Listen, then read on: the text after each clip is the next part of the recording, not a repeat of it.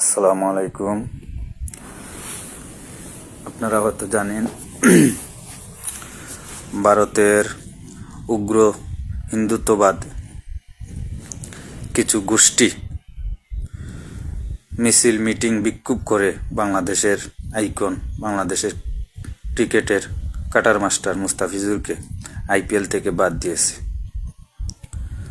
আমরা এর তীব্র নিন্দা জানাই এবং তারা অভিযোগ করেছে বাংলাদেশে নাকি হিন্দু নির্যাতন হচ্ছে। কোথায় হিন্দু নির্যাতন হচ্ছে আমাদের জানা নেই।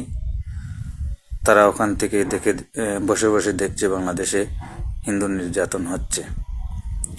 আমাদের বসত যেই জায়গায়, এই জায়গায় কিন্তু হিন্দু পাশাপাশি মানুষ বেশি, কিন্তু আমরা কোনো হিন্দু মানুষের প্রতি হিংসা, বিদ্বেষ বা আঘাত এইরকম কোনো কিছু মাথায় আনি না, চিন্তাও করি না।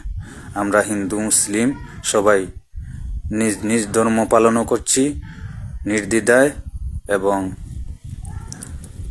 মুসলিম হিসাবে আমরা এমনও গৌরব করি না যে তাদেরকে আমরা তাড়িয়ে দেব, এমন চিন্তাও আমরা মাথায় আনি না। কারণ হচ্ছে আমরা ভাই ভাই, যদিও ধর্ম আলাদা, জাতি হিসাবে আমরা বাঙালি জাতি ভাই ভাই।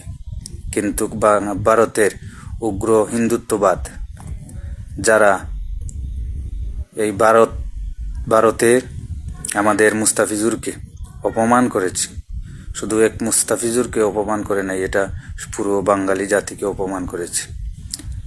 তাই আমরা মনে করি ভারতের কাছ থেকে আমরা এমন আশা আসলেই করতেই পারি, কারণ তারা উগ্র হিন্দুত্ববাদ কায়েম করতে যাচ্ছে ভারতে।